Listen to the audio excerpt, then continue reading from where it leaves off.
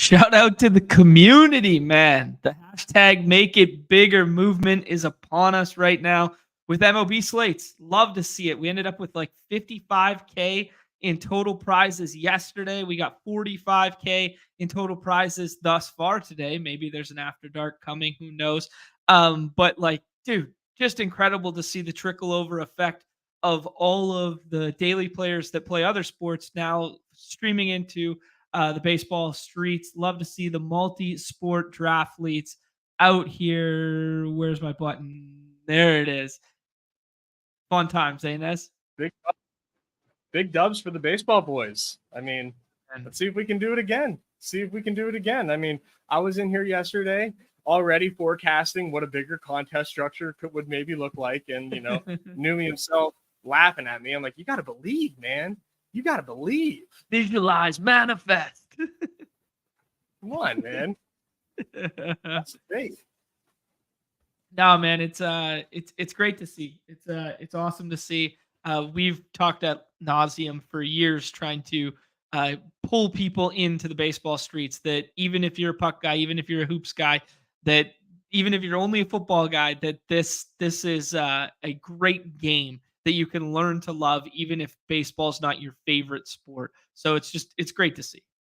Yeah, I really do think you know, it's way more accessible than people think. But we'll fight that fight another day. For now, we've got, you know, real loyal folks in here day in, day out putting in entries. So, you know, absolutely. Absolutely, man. Love to see the return of the Big Fly $100 contest coming back today. That's awesome. Yeah, always a favorite of ours.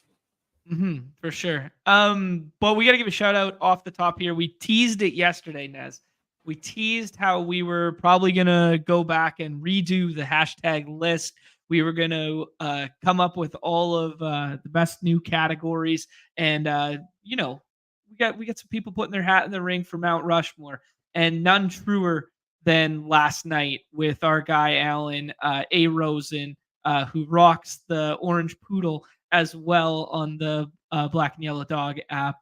Much respect to his game. He has been crushing every sport under the sun. But last night, he takes down the Heat Check, a.k.a. the Chip Check, a.k.a. the Grand Slam, the $20 entry, winner takes all contest. And then he comes, second through fifth in the main as well. So just dude's an absolute force out here.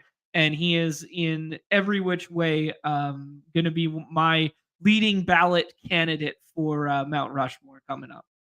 Yeah, he's right now the 101. I mean, it's insane. He was crushing basketball. There was just like quietly just like taking our money there for like a couple week stretch, just like multiple banks. And then in baseball too, man. And obviously, you know, he's in the football streets doing it too. Yeah, it's getting out of hand. It's getting out of hand. We got to put a stop to it. Chill out a little bit, brother. I'm trying to do something different one time. But no, he's definitely. It was very ironic that it was a Rosen night after we talked about it. Yeah, no, exactly, absolutely. Dale shouting out he's here just so he doesn't get fined. Don't worry, bro. We won't fine you if you don't show up, but we appreciate you showing up and showing out. GA, our resident puck guy, saying that Joe Pavelski probably retiring. Legendary career for him. Man, he was nails. I saw the little tidbit of him retiring, and I was like, man, didn't he like break his jaw and still play through and whatever? And I was looking back at like some highlights and stuff, and he's wearing like the full bubble in the playoffs because he's dealing with like a bunch of missing teeth and broken jaw. And both him and Logan Couture are teammates that dealt with that, but pretty nails. But Nez, I know you haven't seen this one yet, and I got to bring it up for you. Your guy, Jacob Trouba, he comes out after the playoffs. Have you seen this? Mm-mm. He played the entirety of the playoffs with a broken ankle. I told you, man. I told you, Trouba is the dude. Absolute nails. A broken ankle, and he was skating around and hitting dudes. Yeah, man. It's why did he wait, pretty crazy that. Say again. Why do they wait to say this? I guess probably for the competitive advantage, but like, don't you have to disclose this information? Nah, it's just lower body injury. He's dinged up, but he wasn't hurt, man. he wasn't hurt. He wasn't injured because he was playing. That's He like, he wasn't hurt. He was just injured. yeah, man. He wasn't injured. He was just hurt. That's what it was. Yeah, I can't. I did write down the exact quote of what he did say. It was pretty funny. I can't find it right now. Oh yeah, here it is. Here is this. Uh, Jacob Trouba played with a broken ankle in the playoffs after, in quotations, losing a big chunk of his ankle during the season. A big chunk. Dude lost a chunk of his ankle. He played with it. Show me the imaging. Show me the imaging. What the fuck is a big chunk of an ankle? Oh, What I don't know. hell? It's just like it was like a Spittin' Chicklets, like No, I know, right. Yeah, I know yeah, that's what so I don't know what the I don't. That's ridiculous. Losing a chunk of an ankle. Mhm. Jesus Christ. Um, Hockey players are so different. Yeah, they are. Easy's tilting online as the resident Rangers fan here, saying that they were better without Trouba, and then he came back and they sucked. So, oh man, sorry to bring up old wounds here, Easy. Um, yeah, actually, and then he brought up another one in the chat. I just wanted to say today that was, yeah, A Rosen. He likes and subscribes for what Friend it's of the worth. show. Friend of the show. Yeah. Yeah, he's just in the shadows, so we don't have like a see him out in real time, so people don't get mad at him. Yeah. And a couple micro topics I wanted to hit. We're not going to do football today, and that's primarily because Club Top Shot is going to do the sprint after. We wanted to do a sprint show. We were going to tack on the sprint to this bad boy, and then they were doing the sprint right after. So it was like, okay, we're not going to double dip that. They'll do the sprint. If you guys want to draft a sprint alongside a stream, they'll be doing that at 3:30 Eastern there. We will still do some sprint conversation, but I do think if you guys want some of that, to go back and watch that paywall one that we did with Easy. I think that was some really good content if you want to, get primed before that draft, because I think this is going to become sort of like the norm that we're going to want to like fill some of these bigger ones, not for slows, but for fasts, to fill them on stream so that the community can like find a benchmark time to all draft together. Yeah, absolutely. I think it's the way to do it. It'll be a lot of fun doing that and help get some liquidity in these bad boys because they're fun. I love the sprint, man. If I could draft the sprint like at a moment's notice, like I can BBM, I would be so deep right now. Mm-hmm. Yeah, no, I love the structure, and we talked about our affinity for the structure, but those guys will be covering that after us. We're gonna do the baseball slate, Nez. First things first, I guess we can start. Well, we always start with weather, but I'll start by asking you, how deep are you in the streets? Have you done a single entry? Have you done a big fly? Have you done multiple entries in the main? What are you doing right now? Right now, just hammering away at the main, and we are 40 entries deep in the main right now. And got a lot of George Kirby as the pitcher, which I am a little nervous about, but trusting the park, trusting the matchup there, and trusting George Kirby. And obviously doing a ton of cores. It's Cincinnati and cores all at the top of my exposures right now, mixed in with a little bit of Braves and some Judge and Jordan. So just trying to get my chalk lineups done and then deviate as I go on through the day. Okay. Yeah, that's it. Actually, that's interesting. Just overarching thought process. Do you think that's the macro that everyone takes?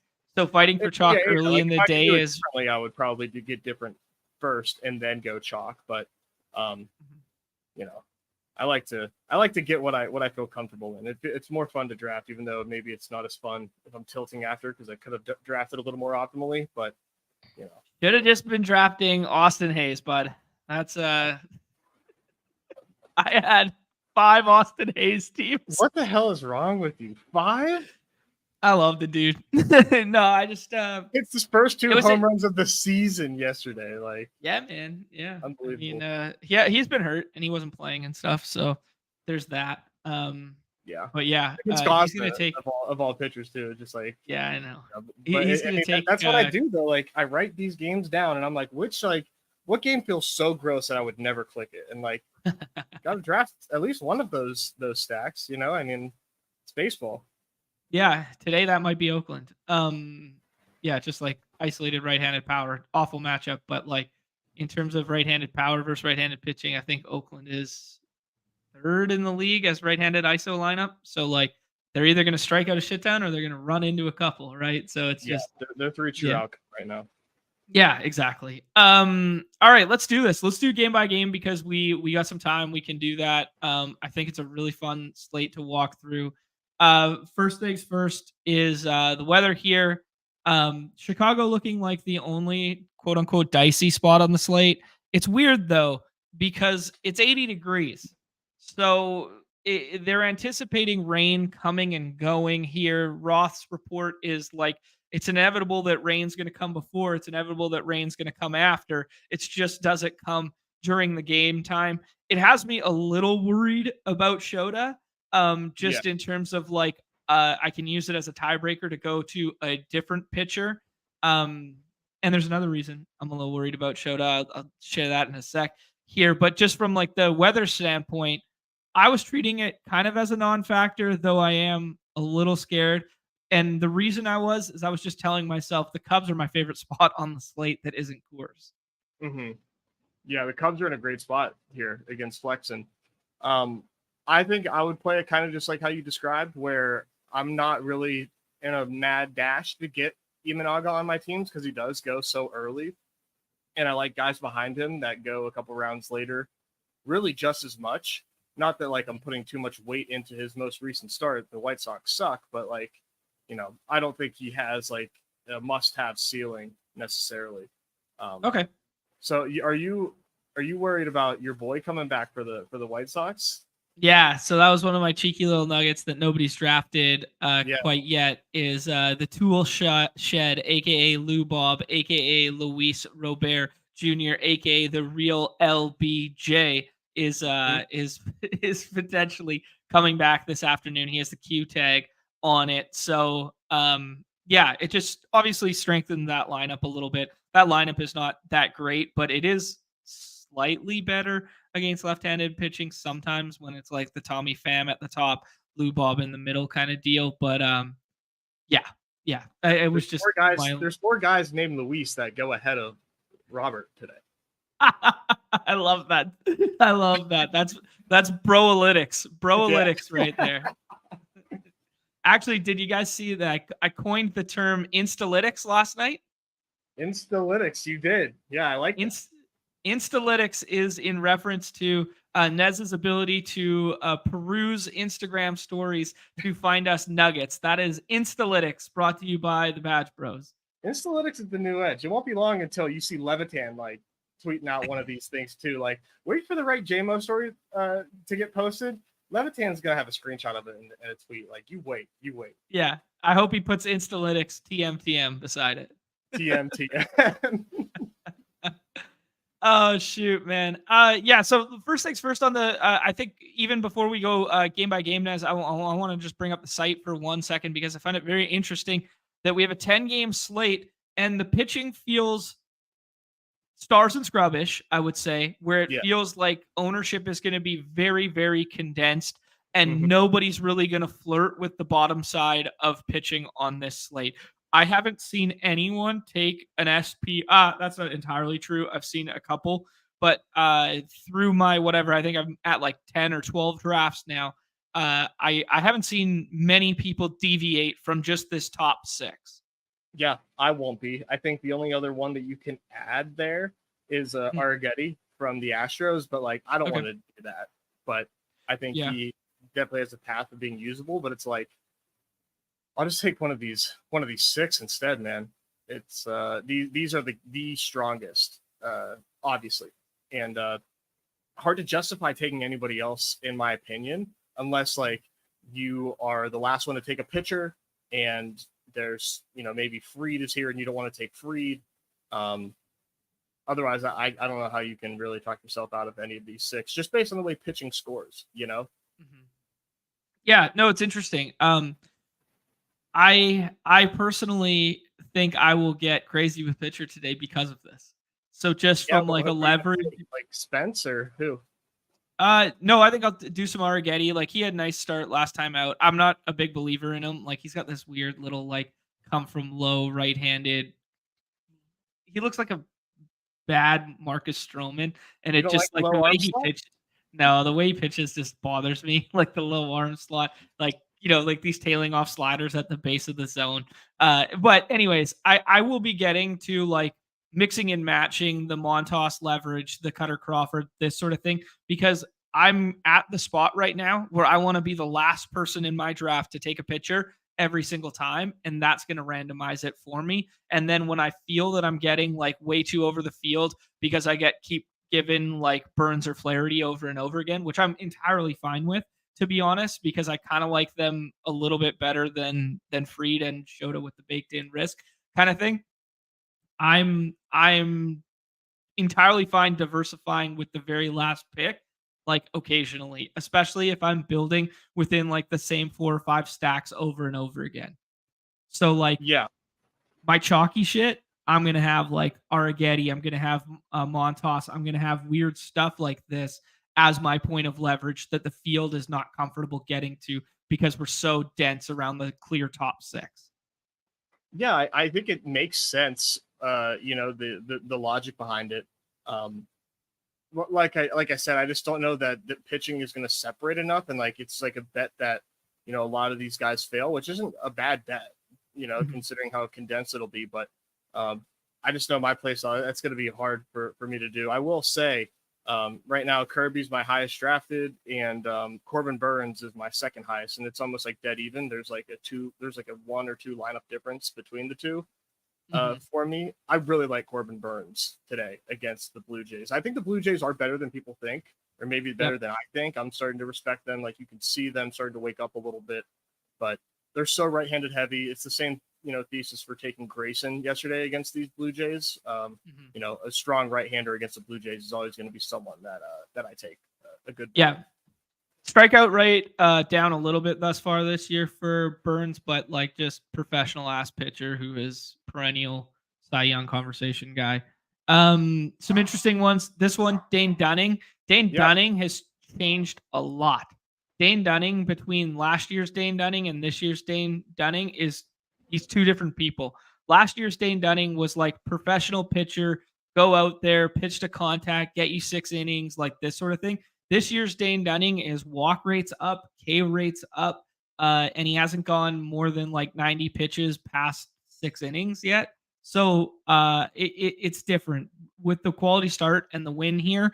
I think in a vacuum, I would have preferred last year's Dane Dunning, but I think this year's Dane Dunning against the Tigers, the ceiling is higher because the strikeout rate potential is higher.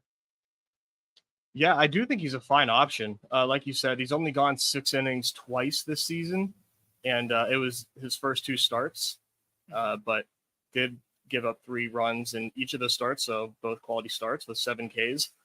He is way different this year, though, like striking out a lot more guys. One of those games came against the Reds, and the Reds do strike out a lot, so I guess it's a bit of a caveat there, but he's definitely a fine option if you're looking for somebody. If you want to get somebody outside of this top 6, definitely look toward Dane Dunning. And, you guys, you got to remember there is a 10 player contest, that winner take all. So it is good that we touch on these guys, because you're not going to, got to go outside the top 6 most likely in that contest. So, yeah, absolutely. Well said.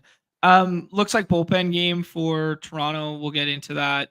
Just what that means for Baltimore. Like traditionally speaking, you don't love targeting bullpen games, but they did expend a little bit of the back end of that bullpen last night. So there's that. I'm trying to think any other of the scrolling varieties at starters. The aforementioned Dane Dunning. Patrick Sandoval's actually been okay this year, but that park is tough, and San Diego has the worst strikeout rate on the slate. I mean, Bailey Ober, a guy that people were jumping up and down to take in the dinger, but I'm not sure how much of that you want in Yankee Stadium today. Oh yeah, I can't do Bailey Ober today. Like that's okay. That's a crazy. We don't have a contest that's top heavy enough for me to do that. Yeah. Spence, you said earlier, I mean, you want a contrarian one in the 10-mans. Spence is going to be a play on redacted because the salary is so cheap, but he is stretched out now. It's 3 starts now, I think, that he's had at the big league level. So, I mean, the park, and then the fact that Seattle strikes out the most out of basically any lineup in baseball against right-handed pitching. So yeah. Yeah, definitely an option. Okay. Best Ball Viper, we already talked about whether Wrigley's kind of like the only spot on the slate. Yeah, easy throwing in that the Cubs team total is like far and away the 101. Yeah, I'm in lockstep there. And it's interesting. He's suggesting that his sheet right now and his stuff has Montas over Flaherty. And yeah, I mean, Rocky's lineup is slightly better against right-handed pitching than it is against left-handed, but we saw Andrew Abbott get a quality start last night, 6 innings and 7 Ks or something like that.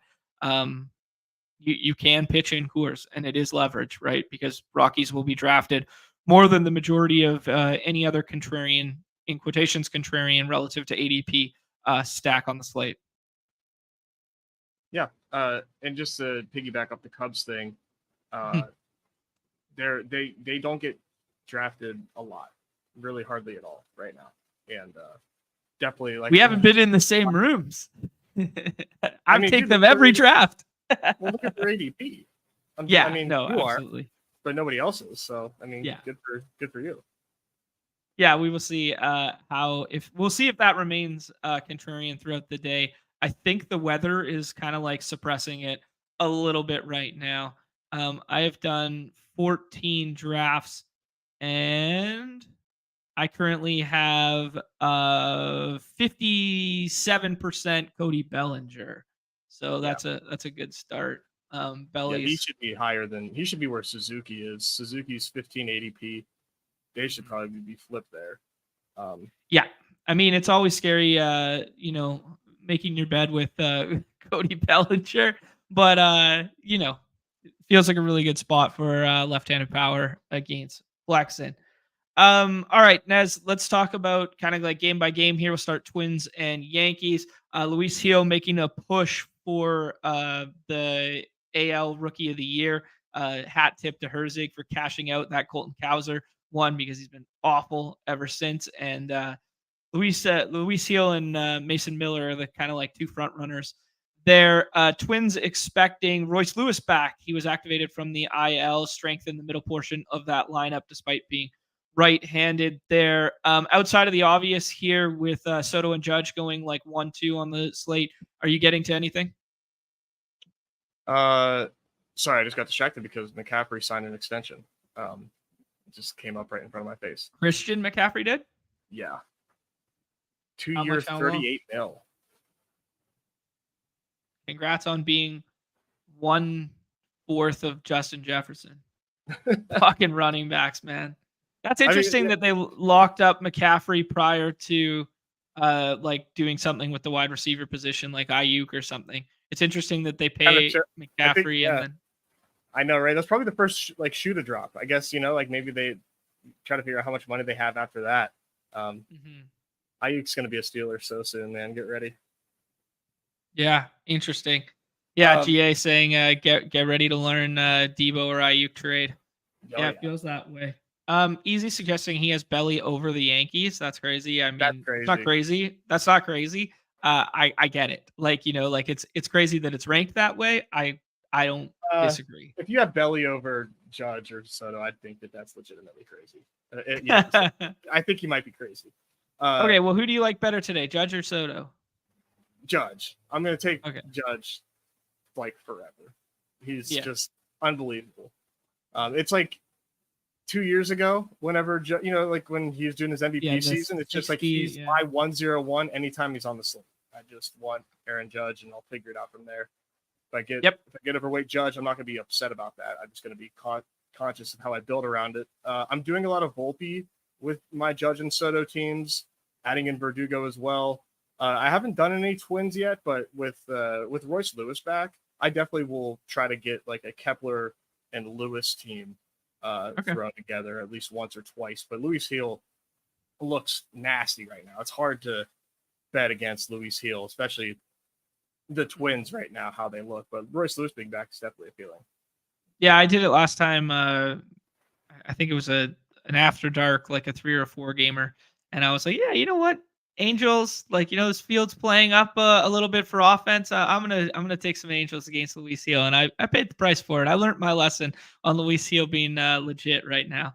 I probably will have 0% Twins. I will have a little bit of Yankees, but I like other spots more.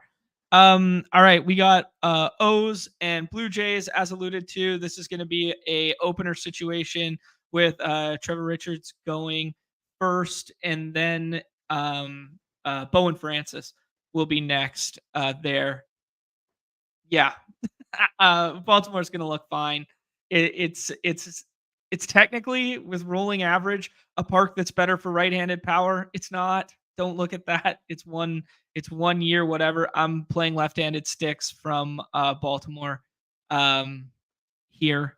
And yeah, Santander, for those who care about splits, if he gets an AB versus Richards and you believe in BVP, he's homered off him twice in like 5 ABs or something like that. Oh, So whatever let's that's go. worth to anybody there. But yeah, Baltimore, I mean, Gunnar Henderson going every draft, and then Santander / Rutschman go kind of like occasionally on the back end there. I think I would like to be a little bit over the field on Baltimore today, both from the pitching and from the hitting side. How about you, Nez? Yeah, I'm definitely getting way over on Burns, and taking a lot of Rutschman as well. Like Gunnar is on fire this season, so I want to take that here against Richards and Francis. I don't think either of these guys are good. I think Gunner's in line for a big day.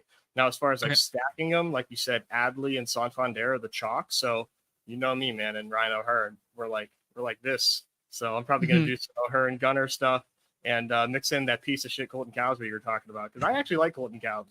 I don't think he's a big time dog to win MVP. So he's still got a 118 WRC plus. Had a little bit of damage done yesterday. Give me Colton Cowser. I don't think the Blue Jays are going to be able to do a lot against these bats. I know that yesterday I was anti bullpen game. That's because the Giants are pesky, and you can't go again, even if they're away. Little Spencer Howard scared me just because he's got a Giants uniform on. Blue Jays don't scare me. Orioles are going to go off. All right, I respect it. For what it's worth, like just using some bro science with this Baltimore lineup, I think after a dude homers twice, they just let him start again. Like I can't imagine they sit Austin Hayes today, and it'll probably come at the expense of either Cowser or Mullins. That's just anecdotal and bro science. And then on the other side there, they've been doing this thing where Vlad is going to play third base every 6 games because they want to get both Vogelbach, who was hot in quotations before this, and Justin Turner in the lineup together. Turner sat yesterday, so I do think there might be a little something to get Turner in this lineup. So just be mindful of 2 potential shifts there. Let's go to Boston and the Braves here. Max Fried, aka Max Fried, who is anything but in recent memory. I don't love Boston versus lefties because all of their good hitters are left-handed, and when they roll out all the righties, it's basically like a quad A lineup. So I'm digging me some Max Fried at price. Probably will have very little Red Sox, and then Braves are just perennially underpriced here. Give me some. I know I don't love righty, but it's the wall, and give me. Can't you just see Adam Duvall yanking 2 balls over that green monster like the good old days? I mean, I see it. I can visualize it. I can manifest that into existence. I will have myself a decent amount of 2-man stacks from the Braves side. How about you, Nez? Yeah, you almost have to respect the Adam Duvall game here. It scares the hell out of me. I don't want to fall victim to that. I am getting a lot of Braves and doing it with righty or lefty here. Obviously, you get the wall for the pull power for Zuna and Riley, but I am doing Olsen and Harris and Albies as well here. Cutter Crawford's been pretty damn good to start the season, so I'm definitely like respecting that. I'm not going crazy with the Braves today, but the fact that you can get them like whenever you want, I'm gonna probably have a healthy amount just because it's readily available. And then, like you said, for the Red Sox, man, it's tough because you don't like Connor Wong and Rob Refsnyder. Mhm. Is that what we want? But I mean, the Red Sox have been like sneaky, really competitive this season. So like I'm going to do some righty sticks from the Red Sox and probably do Devers just because no one's going to want to do Devers and he's been hitting really well. So just anytime Fenway's on the slate, man, I try to get to it even when it feels bad. Yeah, that's fair. I mean, the Boston side of it, just one offs feels good. Like that Devers shout that you said, like if you just get one off Devers, like I'm never gonna fault anyone for one off Devers on that side. But yeah, it is really hard to click Rob Refsnyder because there's just not enough pop from a right-handed stick that takes up an outfield slot for our game. Cutter Crawford, as you alluded to, was going pretty decent to start the season, but he's given up 11 runs in the last 2 games. For what it's worth, I don't know if that's guys figuring it out or the old pixie dust wearing off, or if something has changed, but just something of note. All right, my aforementioned favorite spot on the slate. We got Cubbies going up against Chris Flexen here in a ballpark that plays beautifully when the wind is blowing out and the temperatures are up. We're flirting with 80 degrees, but we are dodging some rain here for Cubs White Sox. It makes me a little more skittish on the pitching side of the equation. And then if it's light, misty rain, hitters can play through it. And even if there's a delay, hitters stay in the ball game, whereas pitching comes out of ball game on occasion. And as mentioned before, we could see a little uptick in the White Sox lineup if Luis Robert does return. He'll probably return to that 3-hole there and bump Corey Julks down a little bit. Maybe a Gavin Sheets rest day when it's lefty-lefty and they run a full right-handed lineup. There, anything else you want to add to Cubs and White Sox? No, I think Shota, like you mentioned, like we talked about at the beginning, is risky despite looking awesome today for the matchup. And the Cubs, man, you can build the Cubs however you want today. So look at that run total. Let's think about that. Mm-hmm. Higher than the Coors, higher than the isolated teams at Coors. Now, where you're looking for run total, Cubs fluctuate the most by like a large margin. So do keep that in mind. Like obviously, like Easy was alluding to it popping in his sheet. It's popping in my sheet. It's popping on Roto Grinders. In a couple other spots, it's a bit lower. It's considerably lower. Yeah, I'm just thinking from the betting side of things. Mm-hmm. All right. Tigers and Rangers is the next one up there. That one is in Texas. Low scoring affair yesterday. Tariq Skubal, dipping and dodging out of a little bit of traffic there, but he is having a hell of a year. Watered down Tigers lineup in recent memory because Spencer Torkelson has been sent down and Kerry Carpenter is not in this one. They got Akil Baddoo, Roto League savior from 2022 or 2021, maybe even something like that. He's back up with the big club for the last week or so. Anything you want to say about this matchup? Flaherty has the highest strikeout rate and lowest walk rate on the slate. Jack Flaherty has been unbelievable to start this season. We touched on how Dane Dunning has changed a little bit as a pitcher here. I'm basically going pitching here and then the occasional contrarian one-off from this game environment. Yeah, I'm not getting to much of this game, but I can totally see a case for doing it considering how, low drafted both of these teams go. Yeah. And the fact that, home runs seem to play well in Texas. So, little Riley Green here, just messing around with the top of this Tigers order once or twice against Dane Dunning, who, has been going well, but, I still think is worth getting against. And obviously the Rangers are the Rangers, and Adolis, Seager, and Simeon, I think are always worth sprinkling in once or twice, but I hate the matchup. So I'm not doing it hardly at all. Yeah, that feels entirely fair that this is a game that we go to primarily for pitching, other than a couple one-offs here and there. I will just throw out people get to it on redacted site just because of the savings and going for cheap stacks and stuff like that. Just never fall victim to that mindset on our platform, because you don't have to spend down to get up at other spots. When someone gives you the GM, right? Like it's like having 80K in salary on Underdog. All right, cool. I like that. Another one that I would just throw in here, Rake Rogers, aka one of my big dogs that I would always go back to the well, lefty killer. Homered twice yesterday. Same thesis as Aust him. Hayes there is that you don't sit a guy after he homers twice, especially when your lineup is as putrid as the Tigers is there. So I imagine he draws in and probably plays DH and Carson Kelly catches or something to that magnitude. So just keep an eye on lineups if you want to get to Texas. Oh, I had to ask you this one because I'm not sure if we talked about it on the show when I was looking at the Cubs stuff. Did you know that Pete Crow Armstrong's mom was the mom from Little Big League? Really? Yeah. So I did not know that. Okay.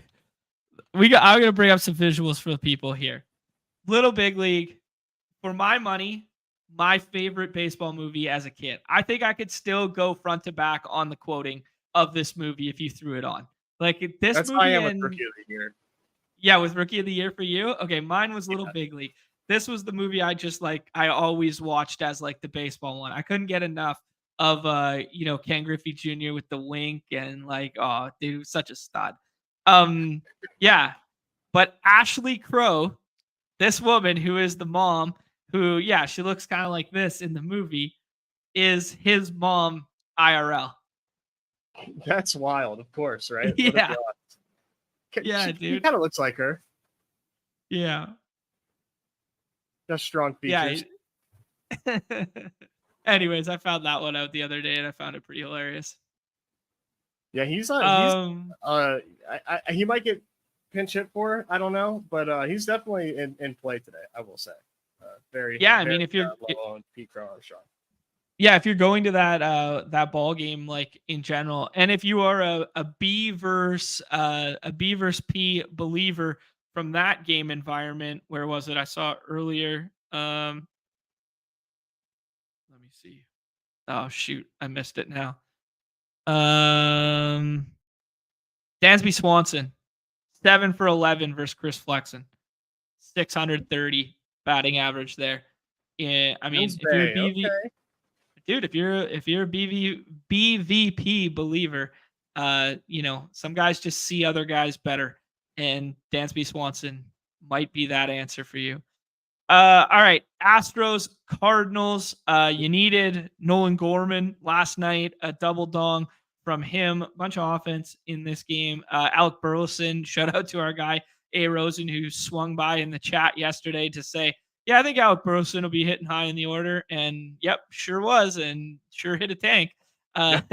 They have Kyle Tucker in. I do not see how Kyle Tucker plays baseball today. If anybody saw the incident yesterday, he fouled it off his shin. He took every bit of 4 or 5 minutes to like put weight on it. He was lying on the ground for at least 2 or 3.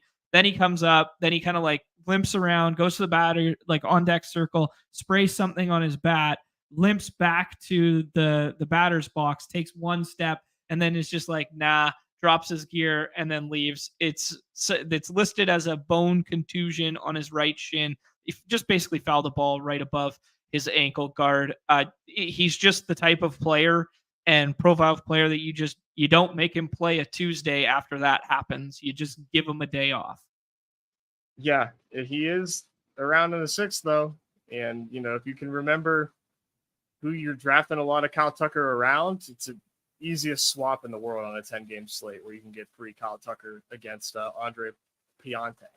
So yeah, that's fair. Yeah. Yeah, I just, I won't be doing it. I see the leverage in it. It's just baseball with 10 games. There's just so much variance, and I'd rather stack that last piece with something in my lineup than have to swap to just that Kyle Tucker being a random player over and over again. I get it. He's having a special season though, and if he can play, he's going to play. And the fact that there's no fracture.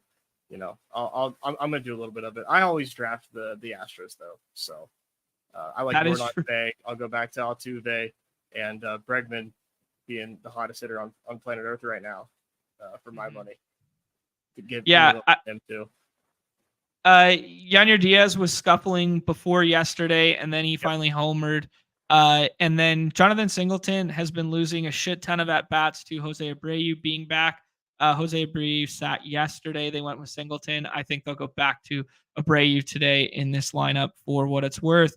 As you mentioned before there, Nez, that the Cardinals were starting to heat up, and then they showed it last night that, they're the kind of lineup where it's like they don't have to score a buttload of runs like the Reds did yesterday to be relevant. They just, because they have enough isolated power to get home with the sticks in the middle of that lineup. So, I mean, I wouldn't fault anyone for going back to Cardinals today, but they won't be like a huge thing I'm getting over on. Yeah, that's totally fair to not want to get overweight on them, but I am going to do it just because I don't think the field will have a lot of them right now, and trying to get to the Cardinals before they truly wake up. And it seems like they're well on their way to doing that. Yeah, fair enough. For me, it's like I just seen Nolan Gorman after a 2-home run game with like a 21 ADP, and I'm just like, fuck that. He's been hot. Yeah. He's been hot recently. Yep, sure, whatever. If Nolan Gorman beats me again, whatever. I'm doing Goldschmidt. Yeah, Goldschmidt. Yeah, fair enough. Yeah, I think he had a double yesterday. He's just looking better, as you alluded to with the splits a couple shows ago there, where he's like he's come alive at the back end of May. All right, the marquee matchup on the slate here. We got Rockies and Reds. This flips around the lineup from the Reds from yesterday.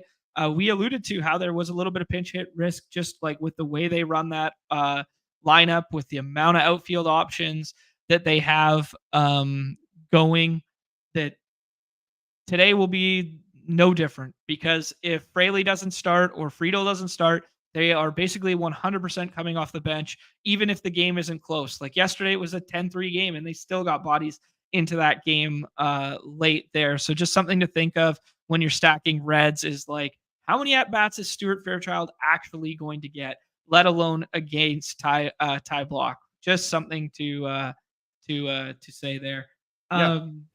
Yeah. Anyways, that would just kind of be like my little like precursor, and the fact that Ellie is legitimately awful as a right-handed hitter, but hopefully he only gets 2 at-bats right-handed. Thoughts on this game? Yeah, I'm definitely fading Ellie from the right side of the plate today. I know that it's core, so we got to kind of give a little bit of a bump to that with his ceiling, but for that price, I'm just getting elsewhere. And I'd rather have Spencer Steer straight up, and I'd probably rather have Jamer straight up from the right side. So doing a little bit of Steer, Jamer, India for me for the Reds. Like it. Yeah, absolutely. Like it there. Easy alluded to Montas, the sheet liking him, then he likes him. A little bit of leverage on that side if you want to get to it. Yeah. But not a lot of Colorado bats have been going in these drafts. Ryan McMahon goes as a one-off here and there. But I've seen him go as a one-off, and I've seen Onslaught stacks, and that's all I've seen from the Colorado stuff. So if you want to get to some 3-mans from Colorado, it seems pretty intelligent. And I wouldn't want to do anything other than a 3-man, to be honest. Maybe I'll mix in a little Brenton Doyle here and there, but like for me, like Blackman, Tovar, and McMahon are really all that I care about and all that I respect. So I'm doing a lot of those 3 in my builds. Like it. Yeah, I really like that. You were right about Tovar in a big way, just that he is having an underappreciated season, because I was watching the broadcast yesterday and they were juxtaposing Ellie and Tovar. And I mean, outside of the stolen bases, Tovar is more extra base hits, not as many home runs, not as many steals, but just way, way better defensively, defensive runs saved. And then his WAR is higher. And say again, I missed it. And OPS. Yeah. Crazy, man. Yeah. Super underappreciated season right now. Neumy chiming in here with the top 3 lefty killers on the slate. Easy stealing a little bit of my thunder because we haven't got to the Arizona stuff yet. But Lourdes Gurriel homered last night, but that trio of Gurriel, Walker, and Marte will be one of my favorite 3-man contrarian stacks versus Kyle Harrison. I like that one. I like Adam Duvall, but it's righty, but he is traditionally a lefty killer. Yeah, and then Spencer Steer, as you mentioned. Like Spencer Steer is like my 101 of homering on this slate that isn't, yeah.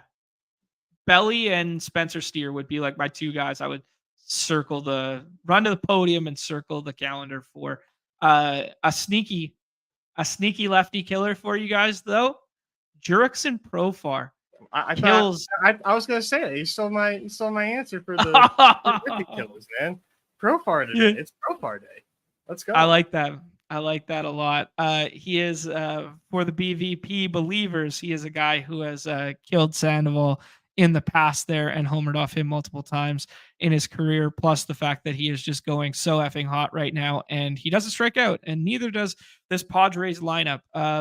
Padres stack feels pretty fun today, but it feels similar to yesterday, where it's like Patrick Sandoval and Tyler Anderson are not complete and utter gas cans. They are professional left-handed pitchers. So yeah, it's hard to get to outside of like just like the Tatis one-offs and the occasional Tatis Machado stack, but that's what you needed to win last night. So going back to that well doesn't feel bad. Yeah, not at all. I'm gonna go back to it because like I got rugged on my Campusano start, so I want to take him again. Hassan Kim had an awesome 2023. Betting on him to heat back up too. So I want these like weird, less thought of Padres righties against Sandoval today when I build these stacks. They're one that I want to get weird on. Two of the worst ADPs in the dinger. Period. Hassan Kim, Kaz McCormick. Yeah. Unfortunately, I love Kim. I want him to be good, but that was not a buy at that price. No. Not a buy. You get last round, guys. Try to tell you all along. Adam Mazur, I'm gonna go with Mazur, making his big league debut. So in the same vein as I wanted to attack Waldron last night, did not work out. Waldron is on an absolute heater. His last 5 starts have been incredible. ERA under 2, WHIP under 1. He has been so nasty, striking people out. But I wanted that variance of like, these are for first time. These are guys seeing a knuckleballer in the big leagues for the first time. If that knuckleball is spinning that night, if it is not dancing and it is floating, high let it fly, you can get some home runs. I want some Angels tonight for the same reason here, Nez, is it's a guy making his big league debut. Can it go south in a hurry? Potentially. I don't know much about this guy, but I know I want to introduce this variance into my life. Yeah, I don't blame you. If I'm doing it, it's going to be a lot of like Ward, Ohapi, and Rengifo for me. Just those 3-man stacks.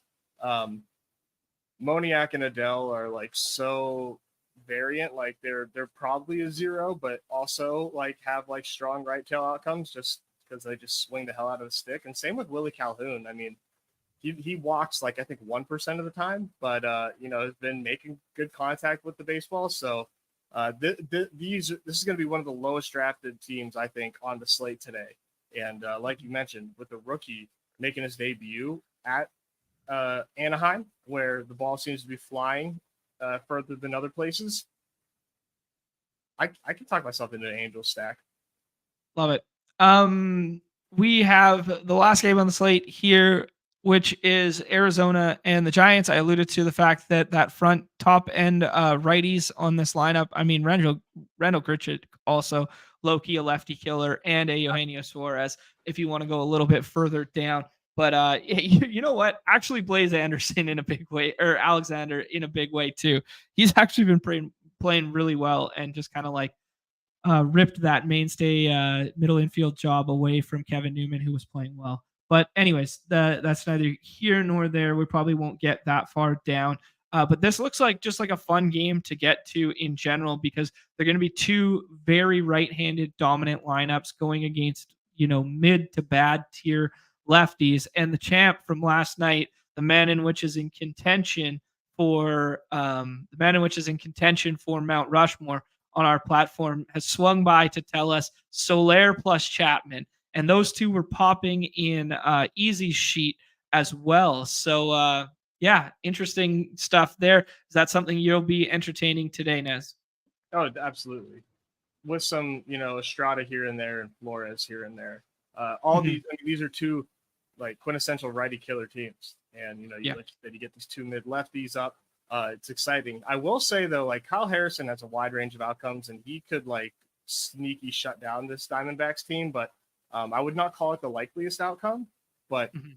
I think Kyle Harrison has a chance to, he can put together a good start every now and then, but it's not like the Diamondbacks are super duper chalky on our site. Like, yes, they are, in my opinion, one of the best teams to get to today, but like they're not drafted overwhelmingly enough for me to like Mhm. fade them and play that Kyle Harrison card today. I'm getting a lot of Marte and a lot of Walker today, but I got to mix that up because I mean that's how everybody's getting to it. So I need some Gino Suarez in there. Your boy Blaze. Sometimes I definitely want to get down the lineup for these Diamondbacks today. And you know what? You might not even have to get down there. I know Montero hit second yesterday because they switched it up and went to an opener for a left-handed, blah blah blah. And both him and Marte got base hits in the first inning versus the lefties, which is what you sign up for, and then hope it goes well from there. There's a chance that if Montero is catching today and they move him back down a little bit in the lineup there, that Blaze goes back up to the top as well. So like you might even be getting a little bit of leverage with a guy like Blaze where he could be hitting up in the order, not just at the base there. To your point with Kyle Harrison, like if you just look at Caper 9, he is basically in lockstep with Luis Heel for highest on the slate. So that there plays to the range outcome for him. I mean, he gave up 4 runs last time out and 3 the previous one before that, but range outcome is also, the strikeout upside as you alluded to. With the Giants, a little bit of pinch hit risk as always. I guess primarily for like a Wilmer Flores or something like that, a guy who is a not everyday platoon player. But if you get 3 Wilmer Flores at bats versus mid tier lefty, I mean, I'll take that. Sometimes if they're going well too, and like let's say you nail it and they're up by like 7 runs or so, they just leave these guys in too. Mm. Yeah, I like that shout. Here's some good meta for the future from Brett Boy. Just saying that Higashi always Yeah, catches Waldron, the knuckleballer, and yeah, Capisawa doesn't. So just something for our I future know. lineup projections. All right, cool. So outside of Coors, which is kind of like the obvious, and you alluded to liking Yankees, and I love Cubs, or we both love Cubs. What kind of will be your like go to stack here? Right now, it's a lot like building a lot around that 3-man Rocky stack. Okay. Just pairing two like it's just very easy to do. I can you know do it with a chalk double stack to start and then finish Mhm. off with those 3 and like get a good pitcher in, or I can take the 3 and get a unique double stack later. It's just like really really easy to do. And I like Blackman and McMahon today, and I love Tovar every day. So that's just like where I'm getting to right now, especially because it doesn't seem to be going in every single room. um I got a good share of reds, and so I think I can start deviating from there. And then I'm gonna end up doing some Astro stuff, some with Tucker, some without Tucker. But Jordan's looking back, so Yeah. I want more Jordan today against this kid from St. Louis at home. Astros at home is always intriguing to me.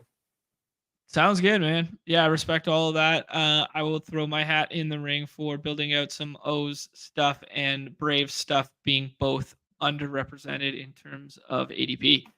Let's do this, dude. Let's rip a couple drafts. We got it in under an hour. The haters What? are weeping. Crying in their sleep. 32% thus far. Yeah, it's feeling pretty decent right now. We've got a lot of other stuff up, so it's going to be a nice and even fill rate, I think, throughout the day. Locks at 540, so I gotta keep getting these things in. I'm definitely going to prioritize the main, and then definitely get my big fly in. And if the frozen rope is still there by the time I'm satisfied, hit the frozen rope. Sounds good to me.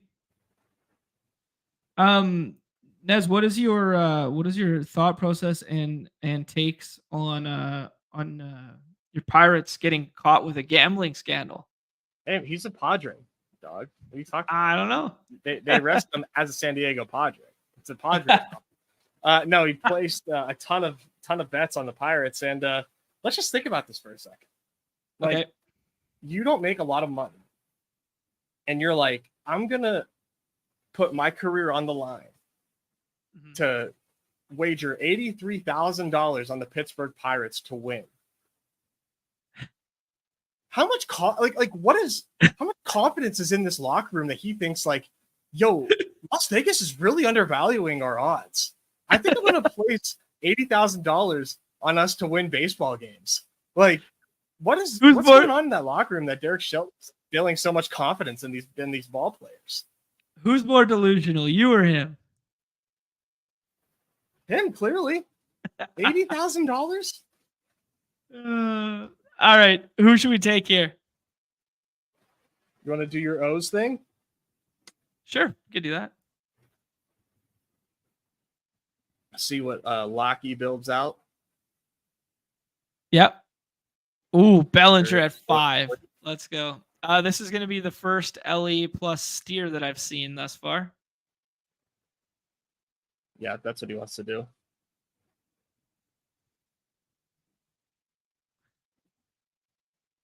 Neumy brings up a great point. Yeah, that Buddy should have just simply liked and subscribed to the BadgeBros there, and then maybe he would have been a winning player. Who knows?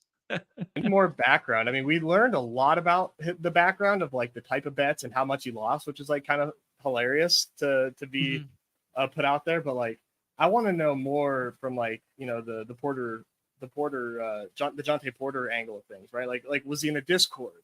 Like what content was he following? Like he was probably like there's no doubt he was in the weeds. He was like, tailing someone. Yeah. Yeah. But what is up with these fucking guys thinking that they can gamble and get away with it? I just don't understand. Well, I was going to ask you, do you think this oh wow, Lackey's auto drafting, what a shame that he missed out on that combination. Let's go ahead and take Spencer Steer here.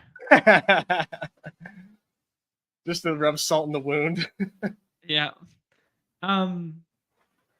No, I wonder if this has been going on for years and it's been going on behind the scenes for years, and this is like not like a new problem, and this is just it's easier to track and trace now with digital like apps and stuff like this. Like I don't think this is a new issue. Maybe it's new in terms of like the prominency of advertisements within games or like the constant talking of it within games. Maybe it's a little more like pushed in people's direction now, or a little more like commonplace and not like, hey, back alley guys trading money for their bets or whatever, right? But it feels you're not wrong, right? I think maybe like the level of regulation that's come into place these days has probably just made it a lot easier to detect this type of stuff.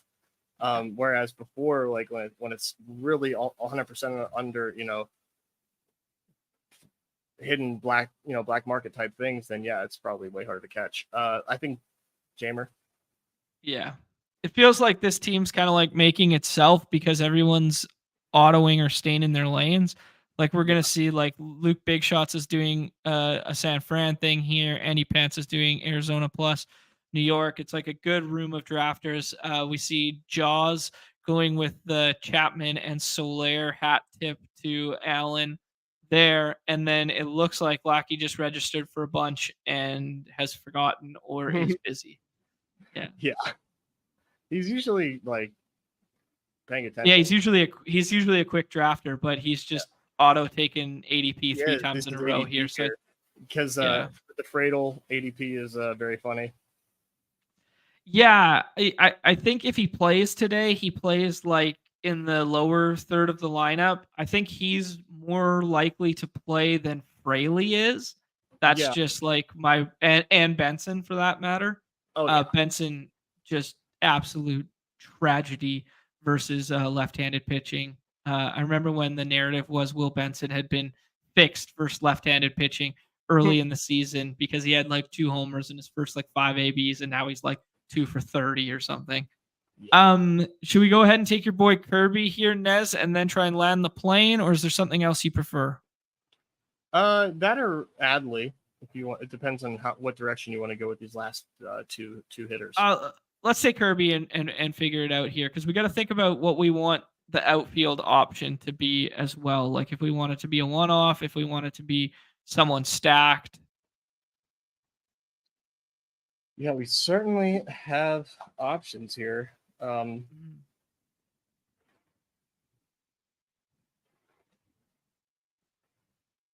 I think there's a non-zero chance that Jonathan India moves up in the lineup instead of Stuart Fairchild today, and India leads off. Yeah, he's put that one before for them, right? Yeah, he's led off in the past, and I kind of want to take him on this team. Let's do it.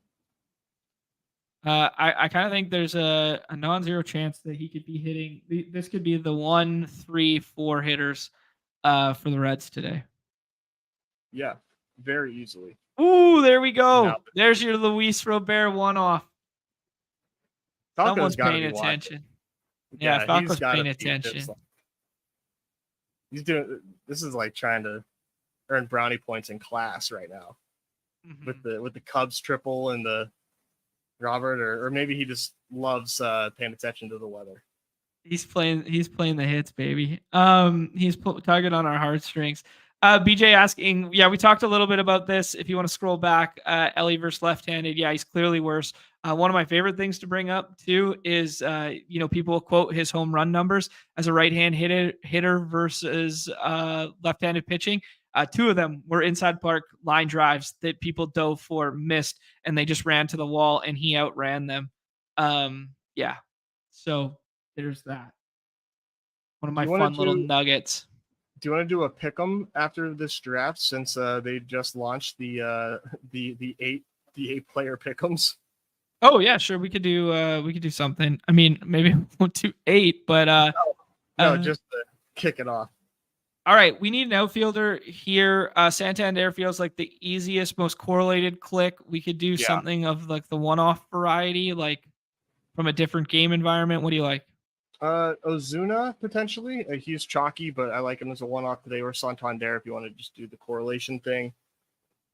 All right, let's do Ozuna and just see. I kind of like the idea of these 1-1-3 kind of thing here. I think if I was going to scroll for a contrarian one-off there, I think I would have gone with Ian Happ.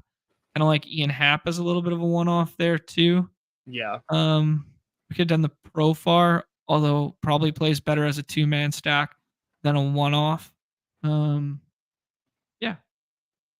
interesting little squad there.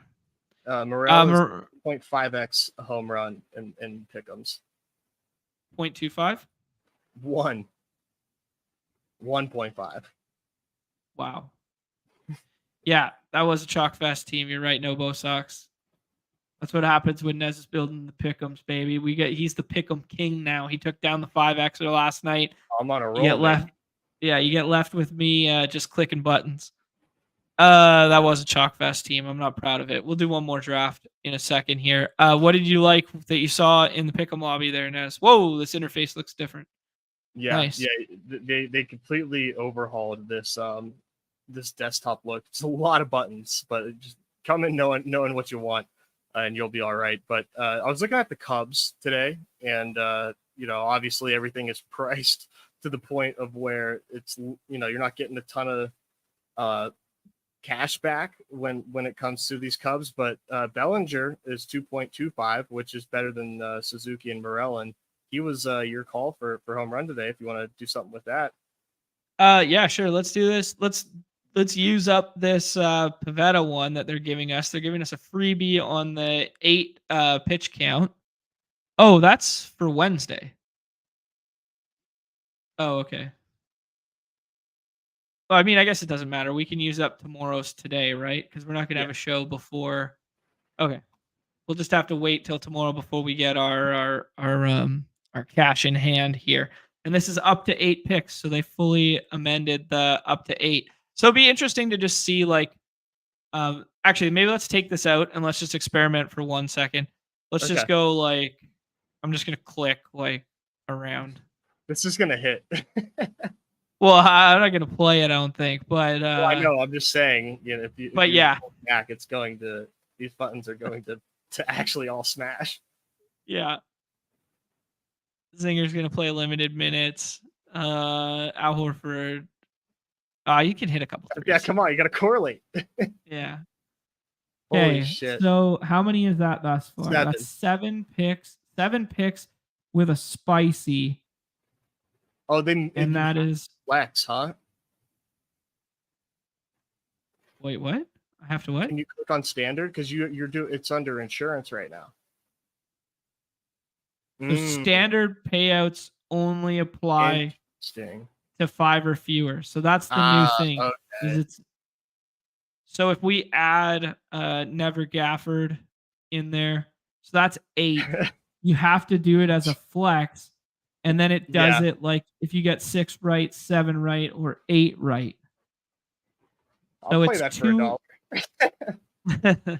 It's 220x was the one we just built. Yeah, I don't know. And there was only correlation involved with it, but I guess there is the Luka. Okay, we'll take out the Luka spice and we'll just make it like a normal one for a second. We'll just higher on his points or whatever. 80x. Okay. So there is still the correlation, tipping points and thresholds. Interesting. Yeah. Okay. Someone smarter than us. Yeah, someone smarter than us can mess around with it and figure out like what Moods did back in the day where he figured out, certain correlation patterns and what was plus EV to do there. But by the looks of it, the correlation stuff is still implemented, obviously, which they wouldn't do away with that. But yeah, interesting. Oh, here you go. GA suggesting that no spice goes 25x, 40x, 80x. Okay. Yeah. Interesting. Okay, cool. Yeah, if you wanted to build something. Yeah, what do you like in the MLB stuff? I like getting a little bit of a boost on Jordan's 1.5 total bases. It's 1.1x, so it's just small, but the fact that you get a boost makes me feel more comfortable taking the higher on that. Okay. Total bases Jordan. I'm definitely not worried about that.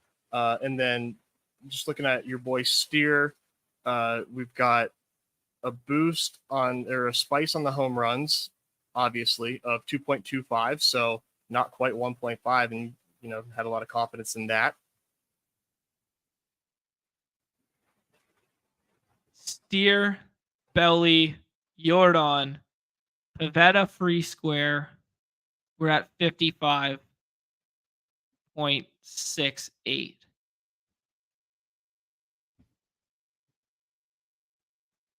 Christian Walker or Adam Duvall? Christian Walker.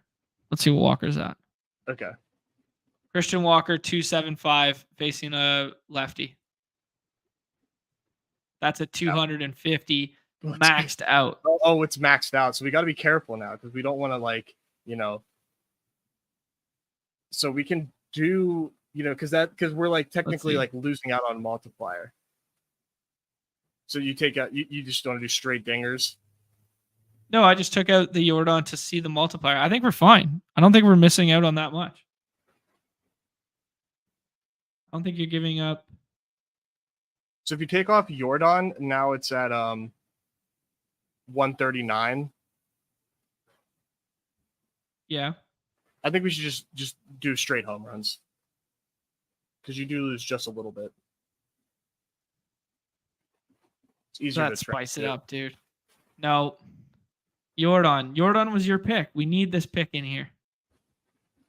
I hate leaving a little bit on the table. It's like 0.3 or something. It's like it's for the vibes, Nez. All right, let's go. 15 gets us 375.50. So if you guys just scorch it up with this, you too can max BBM for the low price of $15. Are you kidding me? It really is. That's perfect. It's like they don't make signs like this in the universe, dude. And we talked about like there's you don't fuck with the aura of the world when it hands you your BBM max entries for $15. Is it the longest shots of longest shots? Maybe. But we just talked up how we all like Steer, we all like Belly, we all like Christian Walker. Jordan, we throw in. He just needs one double. He's heating up right now, and a free square. That feels fun. I love it, man. I'm about to post a tweet with this right now with our stream. Let everybody know this is one simple trick to max BBM. Yeah, this is your fast pass to maxing BBM right here. 15 for 370, 50. Let's go. That was a fun one. I like that. I did draft in. Oh, sorry, I did for transparency's sake. I did do a couple other ones earlier. Oh, apparently I only did one. I thought I did two. Let's see. Oh, okay. I got to redo it. I did a Belly Steer McMahon one. I will do. Oh, I love that. A Belly Steer Duval one as well. Maybe mix and match the Christian Walker and then in there as well. All right, let's rip one last non-chalk fest draft so we don't get ridiculed by the chat for our donk ass lineup that we just built. We're just like totally straying from the brand, and you hate to see it. Yeah. Well, we should have listened to Pitch where he's like, "This team's begging for Austin Hayes." It was. That is true. It was. It really was. Mm-hmm. All right. I got my McMahon Steer Belly in there. I love that. I saw that and it spoke to me. There we go. McMahon Steer Belly. That's the other one. Okay. We roll the 6 hole here. Easier to get contrarian from the backside of the board. Yeah. It's always nice because you can kind of decide if you want to get like your pitcher out of the way and it's start to like call dibs on a certain player here. Do we want to, what are you thinking here? Like a 3-2 type of build with two different contrarian teams? I think we try and build a 2-2-1. Okay. Or a 3-1-1 that incorporates some of those players we just talked about and incorporates a starting pitcher with an ADP greater than SP6. All right. So every pick is going to be scrolled. Every pick has to be either involved in our previous pick'em or scrolled to like the 30s. Okay. J-Hap saying that Belly Hap Swanson is the Cubs stack you need today. I love that. I love that so much. Yeah. I love me some Christopher Morel, and we saw those home run odds, and yeah, Morel's been hitting the ball hard despite not getting the results, but he's also hitting below the Mendoza line now. And we did talk about that Swanson BVP of 7 base hits in 11 ABs. Yeah, I think we should maybe try to do something, Cubbies. What do you think? I'm down. Does that count as chalk since like everybody is on them now? Yep. But we could do it like without Belly and without Suzuki and without whatever. Like I wanted Spencer Steer as one of the one-offs on this team. But that's not going to happen. He just went there. Like I wanted Steer and Belly to be the one-offs, and then we do something else just because of, I wanted it to tie in with the pick of entry there. One-off, right? Yeah, but if we want to do Cubbies, let's do Cubbies. Let's do contrarian Cubbies. We're doing Hap and Swanson to start. Okay. Let's plant our flag. Let everybody know we're coming. No, those are the only 2 Cubbies. Oh, no third? Okay. Well, maybe a third. Okay. I'll hear you out. I mean, I just think, Morel, man. I think Morel is just screaming to be on this team. Yeah. All right. Okay. Scroll down to Pete Crow. Do it for the little big league mom. Actually, going back to the little big league conversation and Pete Crow Armstrong, someone said it in the chat.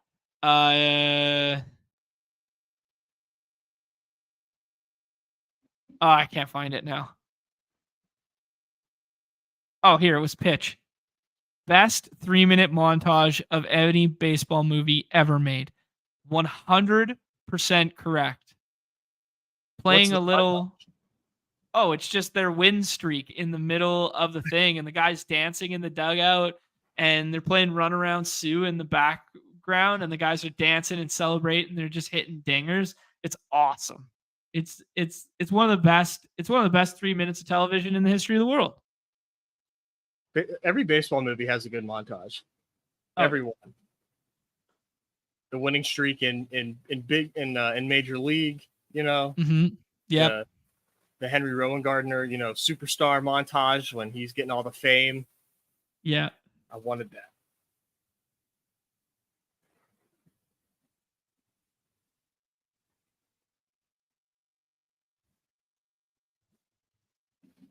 Oh, Luke. Okay. Luke's putting up the Cardinal stack here with Gorman and Goldschmidt. Okay.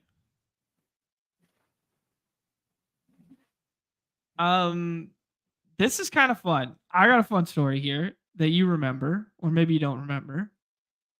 Dogman Chill saying David Bodie is back with the Cubs. Is this true? I think so. Okay. So, Nez, do you recall we're walking around those shops in Caesars in Vegas there? And we go to the Nike store where they had like a bunch of jerseys or whatever. Do you recall some of those jerseys that were there? One of them was David Bodie. It was the most random collection of jerseys I'd ever seen in my life. And yes, I forgot that David Bodie was one of them.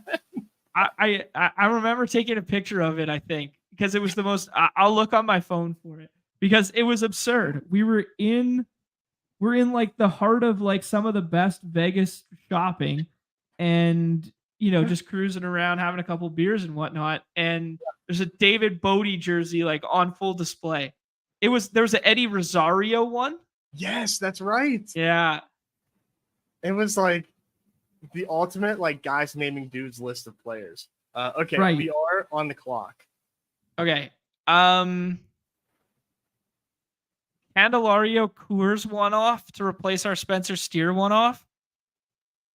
Or we could scroll even further. We should do Walker. Walker was part of it, right? Yeah. Good call. Okay, so Walker as a one-off. And then hat tip to our guy Allen with the Giants 2-man. Too easy. Take Soler first? Yep. Okay. Yeah, I love that one. All right. And then we will land this plane with a contrarian pitcher. Yeah, we got options. We named quite a few off the top, so I like putting our money where our mouth is here. This is kind of what we've been talking about, building this way. Here it is. September 7th at 11:35 a.m. David Bodie, Jared Kelenic, and Eddie Rosario. Those were that was the front of the MLB section of jerseys that you could buy in Las Vegas Nike store. Dude, no wonder they don't sell any fucking jerseys. I don't understand. Like, was Kelenic even, like, were any of those guys like Vegas kids growing up? I don't know. That would maybe be like the only logical tie-in. But then it'd be like, why not? Like, wasn't Bryce Harper? No. Yeah, Bryce Harper's like their golden child. Put a Harper jersey. I know him. So random, man. That made my day. I was cracking up at that. Yeah, man, that was funny. And then you go next door and they got like the NFL apparel store and they got every jersey under the sun. They got everything, whatever. Like, yeah, maybe some of this marketing stuff isn't on the big leagues. It's on some of these distributors of the jerseys. I would love to know the logic behind it. Yeah. Like, they asked like some junior sales rep who's like 17 years old, like, yeah, what players do you think are going to be good this year that we got to put on? This guy's just got no basis of knowledge. He's like, yeah, it's hit him with the gritty making these decisions for that store. Eddie Rosario, Brady Killa, got to get his jersey in here. Maybe those are like the most like wagered on players or something. There's probably a big Celtic following. Oh my gosh. All right. right. Did Chapman go? Let's make sure Chapman did not He go. did. Oh, of course he did. Okay, cool. So we can use Soler as a one-off and tack on Morel then. Yeah, that'd be my choice. Make it a 3-1-1. Mm-hmm. Okay, sounds good. Get those home run. Yeah, get that home run.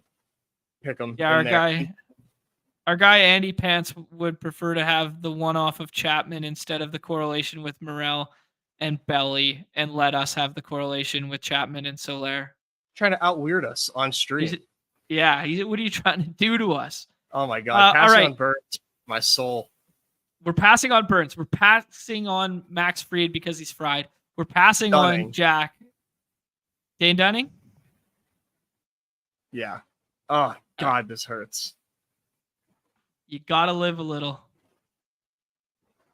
You gotta live a little Maybe I'll out do here, a little Nez. Blue Jays now, since I'm clearly so married to Corbin Burns. He's got a 3-run first written all over him now. Yeah, I mean, the Blue Jays are kind of like the Cards, where it's like if they're gonna score, they're gonna score via the home run. So having them in this scoring format kind of checks out. Like they're kind of a better team to stack than like the Giants, for instance, because when the Giants score, it's like accumulation. It's kind of like going back to my course thesis yesterday, which by the way was spot on. But yeah, I'll hand it to you. we see a Ryan O'Hearn go at the base of this draft. So yeah, people are getting weird with it. I respect it. We do see Tongues here in the middle. He does get that coveted Ellie plus Steer. That's the first one I've seen. Then Suzuki one off, and then a little contrarian Baltimore without Gunner. Feels like a pretty logically built team there that has a path. Yeah, you don't really we see end without a badge, you know. Mm-hmm. No, that's well done. We do the Hap, Swanson, and Morel for the 3-man. We do the scroll the F down for Dane Dunning, and then we do one-offs of Jorge Soler and Christian Walker there to tie a bow on it. Nez, people, we have a beautiful pick'em which Nez has built and then shared. Reminder that Nez is coming off an absolute 5x heater or 5-pick 100x heater yesterday. So he's got his fingerprints all over this one. Tomorrow, off and on the clock, 2 p.m. Eastern, right back here. We'll talk some of the OTAs stuff that has been going down. I guess it's not OTAs anymore. It's like mandatory workouts or whatever. I don't know what the time tier designation, but there are people in shorts doing football adjacent activities that people have to talk about. CD Lamb being one who is holding out and taking fines right now with not having a contract. So has the pendulum swung between the CD Lamb and Justin Jefferson Bud now that one has a contract and one does not? I don't know. Yeah. Anyways, we'll discuss all that stuff tomorrow. Nez had a really good idea for some scroll the F down forecasting as part of that show. So we'll be back with Pete tomorrow. Best of luck to everybody in the MLB streets. Let's keep filling this stuff. 45K so far. Let's get these prize pools bigger and bigger day over day because man, there is room in the daily streets for all of you to become multi-sport draftleets by playing baseball here. It is it's one of the best sweats out there too. I mean, yeah, I mean, I feel bad for our guy Bound 33 yesterday, and he was sweat. Yeah, he's reverse sweating like not to get jumped in the winner take all prize pool, but in the winner take all prize pool there, but he's got a 20-point lead and it gets evaporated on one swing of the bat, and nothing beats watching baseball knowing that you can swing like 25 points. Like basketball, sometimes you know you're dead at halftime, right? Sometimes you know, yeah. So you're always live in baseball for the sweat equity. It's fun. Yeah, no doubt. Oh man, Jay Happ saying the fill rate's not great. Well, that's because we have been here and we've only done 2 in the last 2 hours. So we will go do our due diligence to push that fill rate in a big way. Nez, any parting words for the people? No, I'll see you in the lobbies. Let's go Bucks. Got a big matchup today against Tyler Glass now and the Dodgers. Not on our main slate, but yeah, I need Jaron Jones to get back to form. for my Yeah. mental health. Give me that higher on 7.5 Tyler Glasnow strikeouts in the lobby there too.